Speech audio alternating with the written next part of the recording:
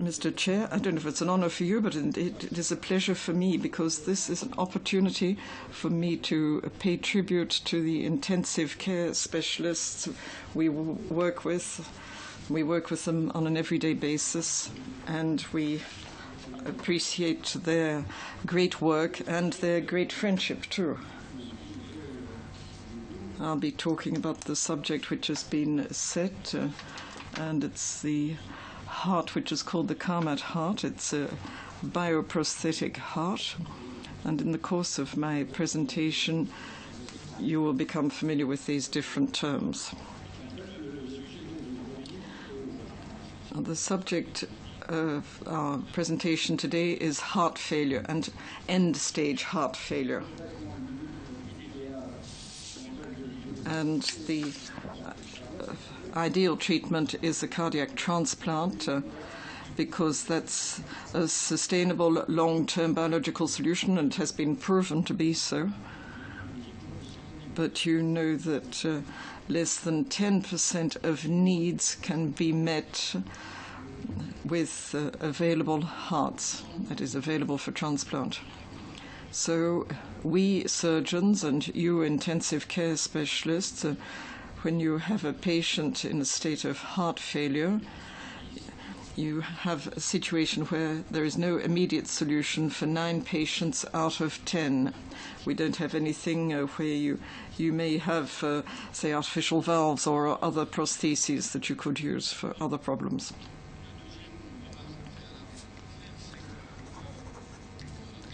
And my second comment is that I didn't invent the artificial heart. This is a long, long story. It started in the 1960s. And this started immediately after the first heart transplants. And as you are well aware, we had tools available. We had prostheses, and these are extremely useful and effective, either for univentricular assistance or for biventricular assistance. And these are systems which you could describe as turbine systems, but I obviously don't have time this morning to go through the full range of alternatives to a complete artificial heart.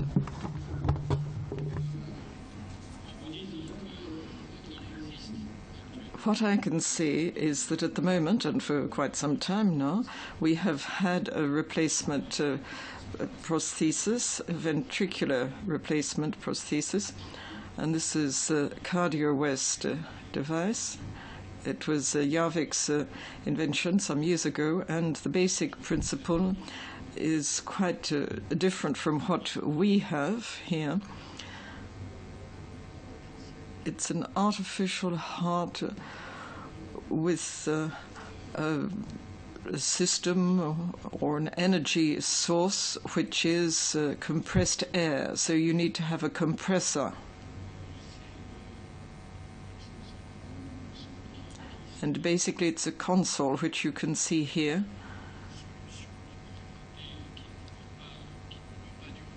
And obviously it's not a long-term solution. We had to find something else.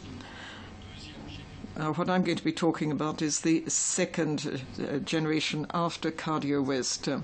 And of course CardioWest is still extensively used, and sometimes while waiting for transplant and for long-term periods. Now, why did I embark on this adventure?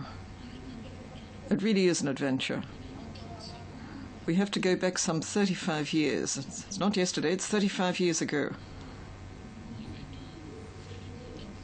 There were 2 reasons for me to embark on this.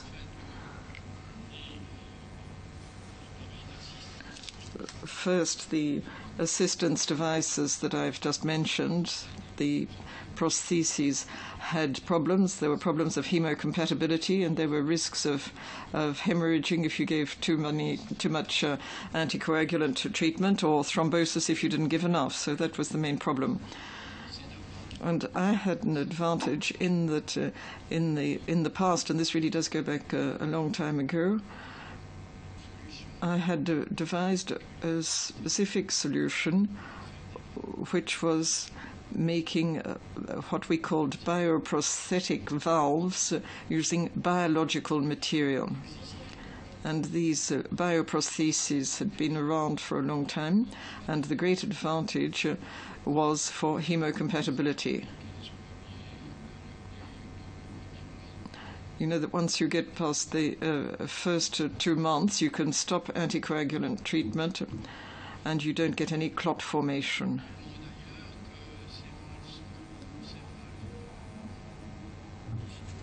These valves, which you can see here, which we call tissue valves, or valve repair, have improved, and over time they've almost taken over from synthetic valves, mechanical valves.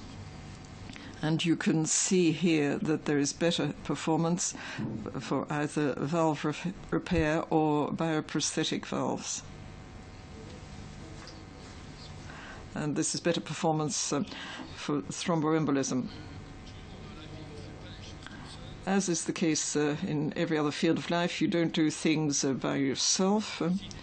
So once I decided to embark on this and see what these bioprosthetic materials could do to deal with problems of thrombosis, I had to go and find a partner.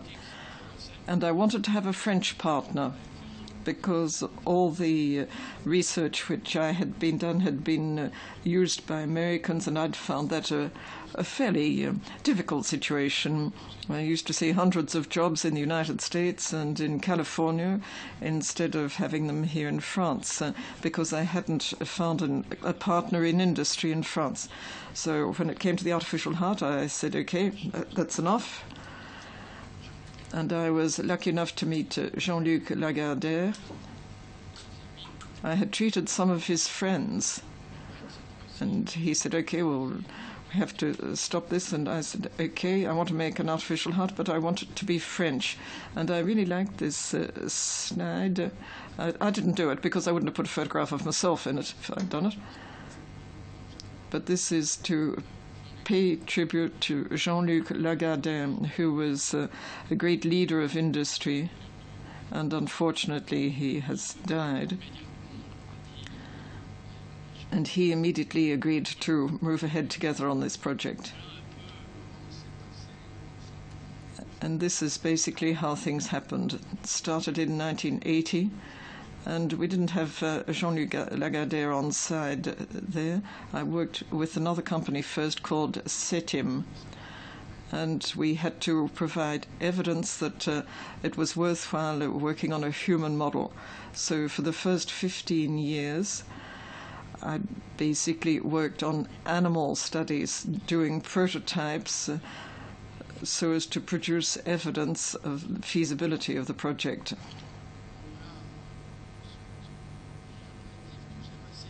And I like this slide. First, it shows you how progress is done in medical research. And it shows you the phases which follow one after the other. You go from the prototype stage to the animal model, then the human model. And you can see there's a huge difference between the animal model and the human model.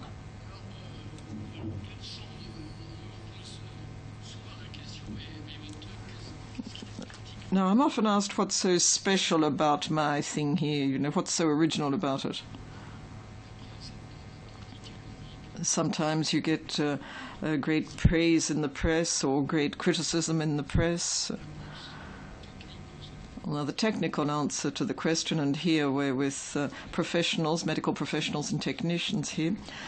So the answer is, compared to existing hearts and to the assistance devices, here are the original features of the heart we're talking about here. There are two separate ventricles,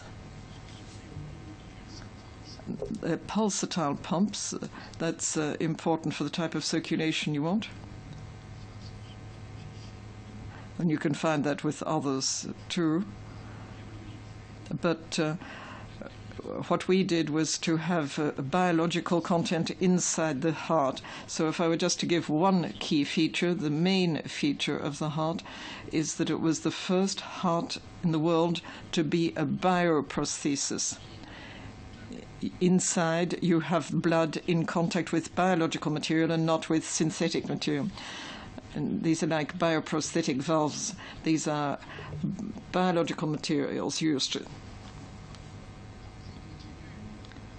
I'll continue. The pump membrane is also a bioprosthetic material. All the electronics are integrated. It's not electronics set in a console which is separate. I wanted the entire prosthesis to have everything in it. So you've got the engine, the pump, and the electronics. The electronics is in the septum here, between the two ventricles. So it's integrated electronics, and even the compliance chamber is incorporated.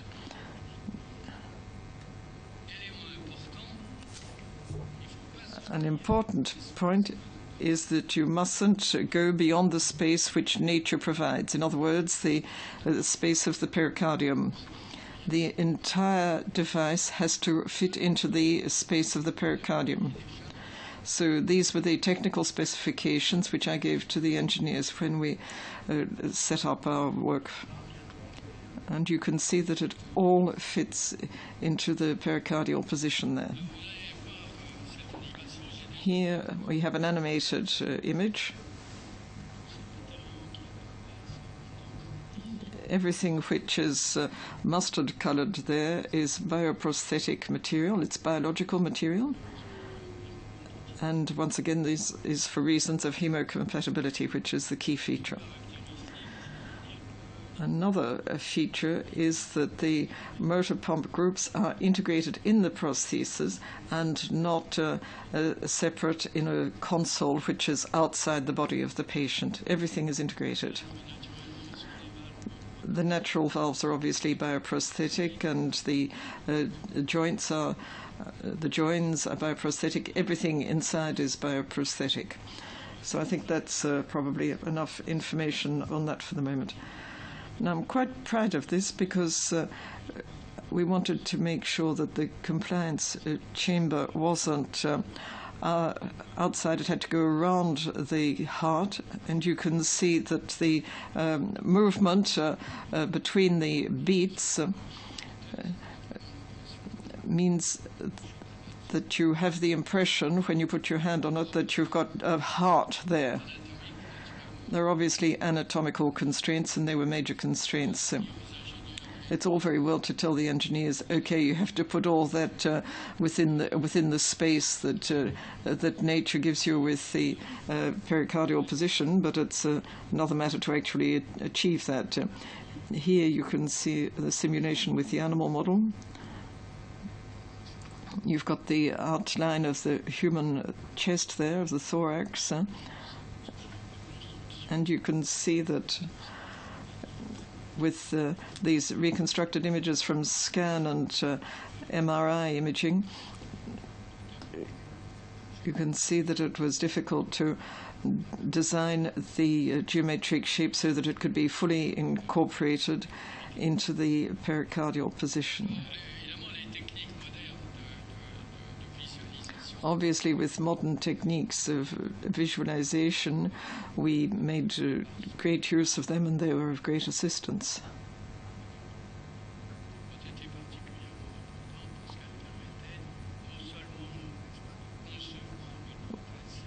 With these techniques, we could devise the prosthesis to fit into the pericardial position, and we could also simulate the implant of the prosthesis. And when you get a patient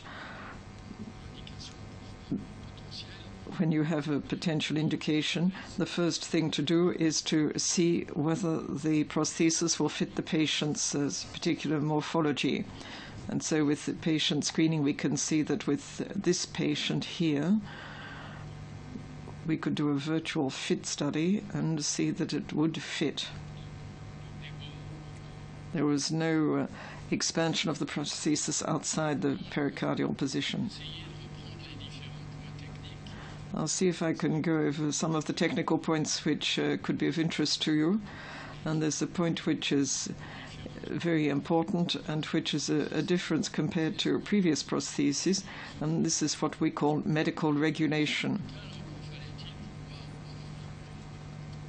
During the period of development, we had to test medical regulation on a test bench, and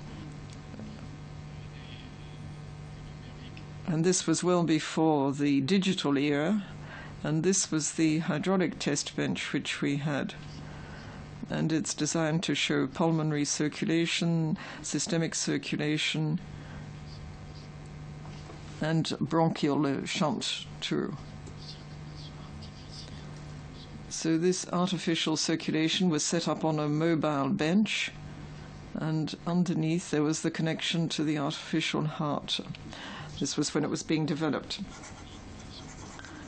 This hydraulic test bench was of great importance at the outset. This was when we worked with the first company. It was the beginning of which led us on to develop solutions with digital simulation.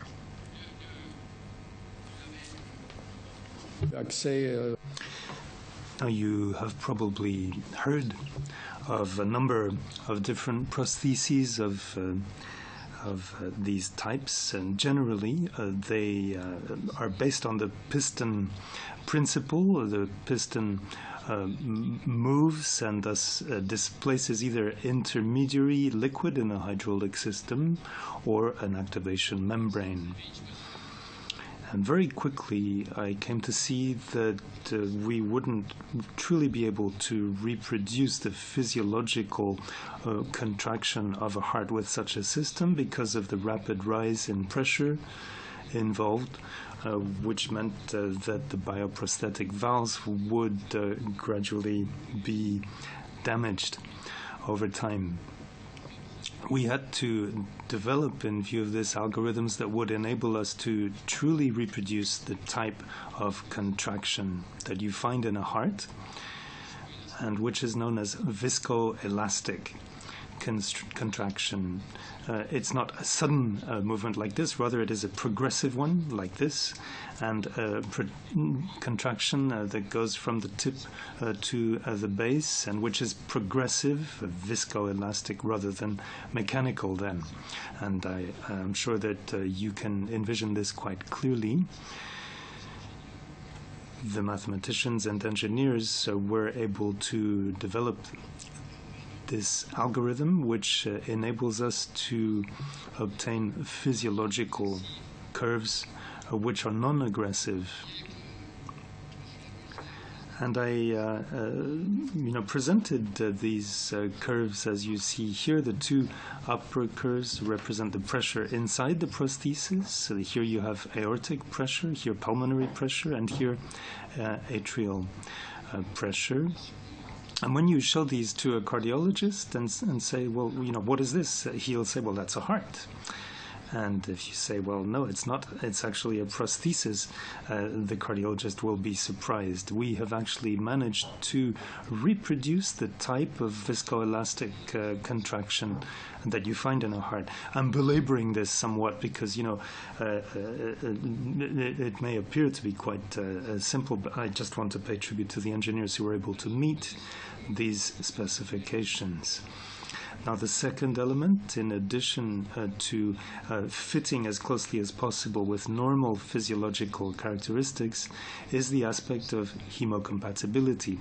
I mentioned already that we use the bioprosthetic materials that we know well, that we have a good control over, but we extended this to other elements than the valve. I mentioned the bioprosthetic membrane already. which is made up of such materials also. Now, somewhat naively at the beginning, I thought that we could simply adapt into existing assistance equipment some materials, and that this would avoid clotting issues. But I was to be disappointed in that respect, which is interesting from the point of view of how this all came to be. Within Jarvik hearts, I was putting bioprosthetic material, but I continued to encounter problems with clots. The reason for this, as you know, is that Chemo Compatibility is not just about materials. More importantly, it's about flows. And if you have areas of stasis, areas of friction, of aggression, or of compression, then this will generate turbulence, stasis, and all of this will prepare the ground for thrombosis, as you know all too well. And this is why I had to start working on an artificial heart, as I envisioned it seeming to be necessary to approach it. The third element, which is important, of course, is how long is it going to last? It's all very well to have an artificial heart, but durability is of the essence. I told my engineers that I needed 5 years without a breakdown, or at least without a breakdown of mechanical origin. And this was verified with a large array of test bench operations, testing the motors, but the membrane also, the pumps, and we were able to carry out these tests over the space of the equivalent of 2 years, so that we could meet that specification, 5 years without breakdown. Which is not to say that it will only last for 5 years, but merely that we'll have no breakdowns, or theoretically at least very few breakdowns over that period. We'll return to that. So let me say a word about modeling.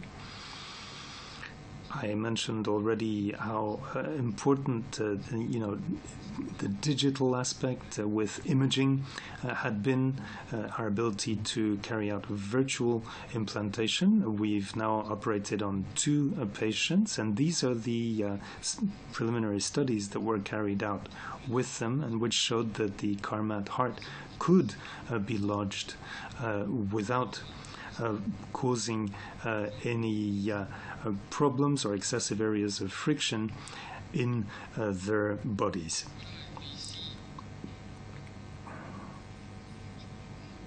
Let me just come back here, if I may, to these pre-operative studies on both patients that were operated. Here you see patient 1, and the prosthesis is fully housed within the pericardial space.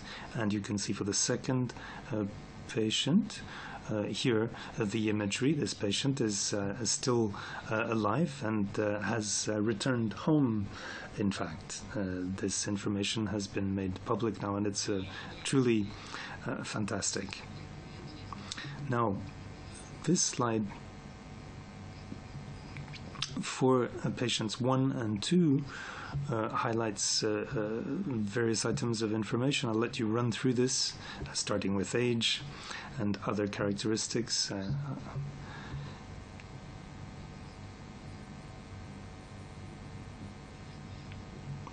Needless to say, these were terminal patients, and you can read out the data for yourselves. The implant dates for the 2 implants I mentioned, the first on the 18th of December 2013, with a duration of support of 74 days. The device stopped on the 74th day for a combination of reasons that had to do both with the somewhat or very advanced state of the patient, and with the need to have recourse to excessively high levels of throughput, which ultimately damaged the prosthesis. And of course, all of this was remedied for patient 2, which explains why, after 5.5 months now, patient 2 is still not only alive, but living normally. I wanted to pay tribute to the first patient. Initially, we were very much convinced that we were going to carry the day, but unfortunately, we had to curtail the functioning of the heart. But we've made tremendous progress with both of these patients. You can see the procedure times, which have been greatly reduced for the team. Essentially, Professor Latrémouille and Daniel Dubois, who are the ones who carried out the actual surgery for the 2 patients.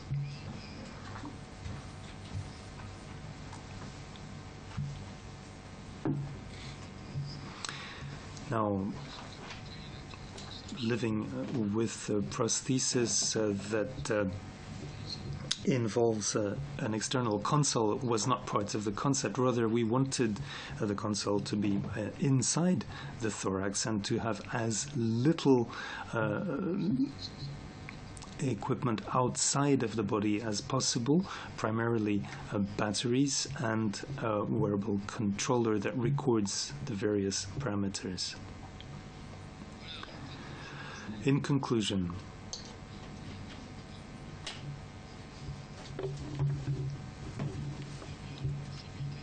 of course, in the space of a mere 30 minutes, I can't go into all of the details of this. It may be that, since we have a little tiny bit of additional time, that we can make a bit of an exception here, although normally there shouldn't be any time for questions and answers.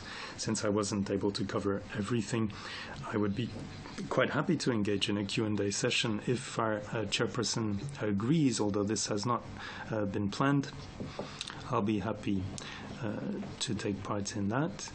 In conclusion, I just wanted to note that this is merely one further stage, albeit an important one, in an overall process, which enables us to adopt a very new paradigm with a move towards the possibility of biological hearts after a long period of working with mechanical hearts. And this should encourage us to think that we are winning the battle in terms of thromboembolic complications. For the first patient, we had to fully stop anticoagulation treatment about 2/3 of the way through, and despite that fact, which had to do with hemorrhaging problems, the patient did not present with thrombosis. And when we verified this after the fact, there was no trace of a clot within the artificial heart. So the primary function of this heart has been accomplished. And you have the objectives listed here: the intrapericardial position, not involving any kind of bulky external extracorporeal console with just a battery set, non-thrombogenic materials, bioprosthetic materials, and physiological performance, which must enable the patient to return to a normal life, and which contributes, of course, to biocompatibility, as I explained. So, Mr. Chairman,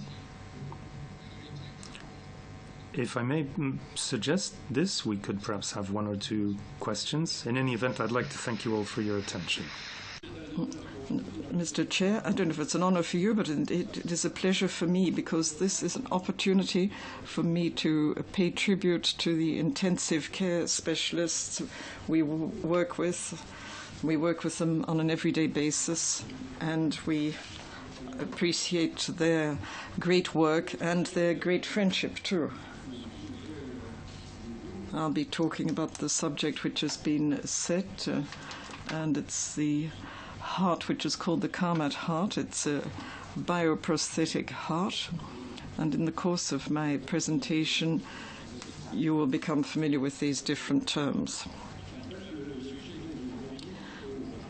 The subject of our presentation today is heart failure and end-stage heart failure. And the ideal treatment is a cardiac transplant, because that's a sustainable long-term biological solution, and has been proven to be so. But you know that less than 10% of needs can be met with available hearts, that is, available for transplant. So we surgeons and you intensive care specialists, when you have a patient in a state of heart failure, you have a situation where there is no immediate solution for 9 patients out of 10. We don't have anything where you may have, say, artificial valves or other prostheses that you could use for other problems.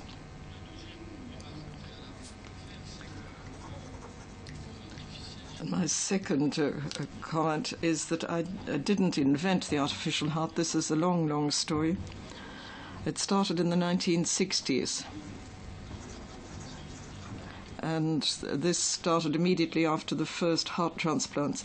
And as you are well aware, we had tools available. We had prostheses, and these are extremely useful and effective, either for univentricular assistance or for biventricular assistance.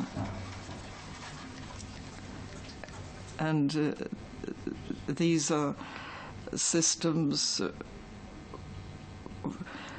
which you could describe as turbine systems, but I obviously don't have time this morning to go through the full range of alternatives to a complete artificial heart.